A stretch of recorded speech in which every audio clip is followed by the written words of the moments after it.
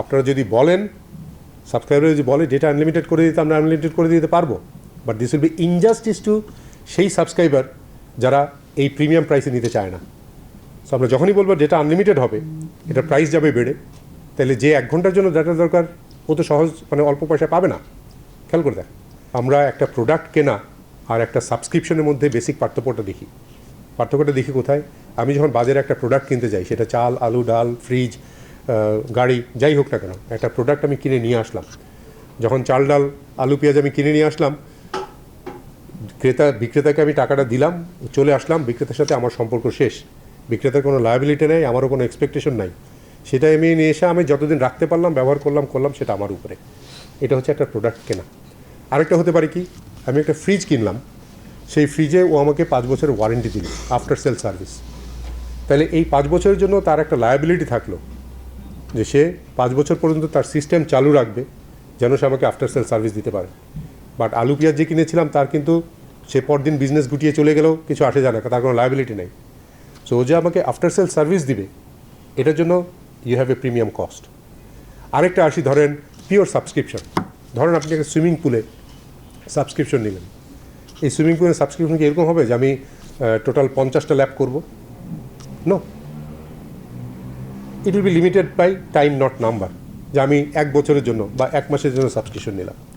বড় যে লিমিটেড হতে পারে যে আমি দিনে ঘন্টার বেশি করবো না।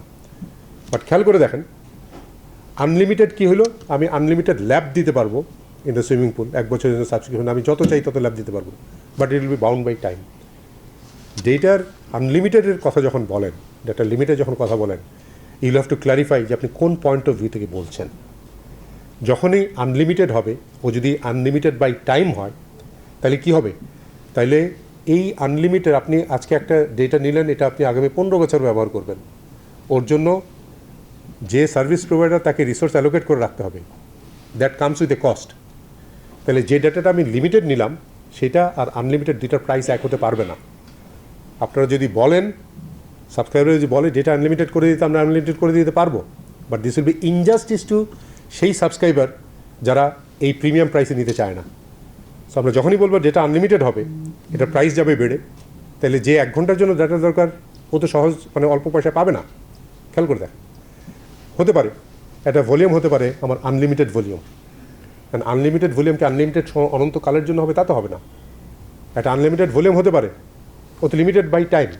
ও বলবে ঠিক আছে, আপনি 1 ঘন্টার জন্য আনলিমিটেড ভলিউম, আপনি 1 সপ্তাহের জন্য, আপনি 1 মাসের জন্য unlimited volume, that's what will happen.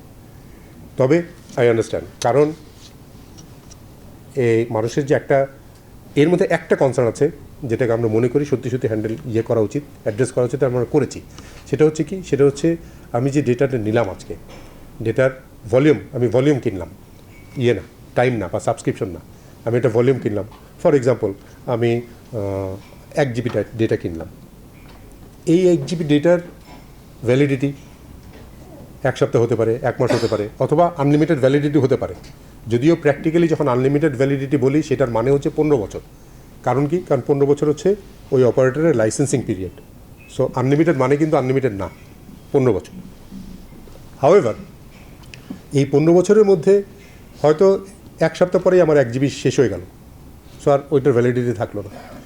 আমি একটা ভ্যালিডিটি কিনলাম হচ্ছে 1 GB ডাটা 30 দিনের জন্য।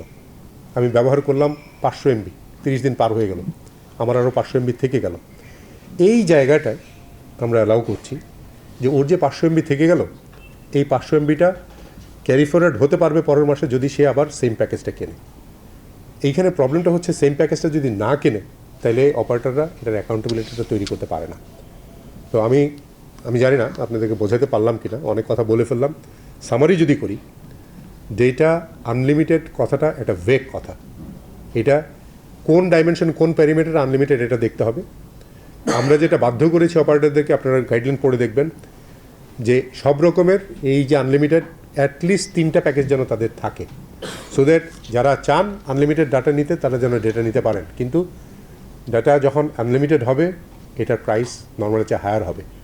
আমরা যদি ফোর্স করি সব ডেটা আনলিমিটেড হবে, তাহলে সেই মানুষরা যারা অল্প দামের প্যাকেজ চান, তারা বঞ্চিত হবেন। এটা ঠিক হবে না।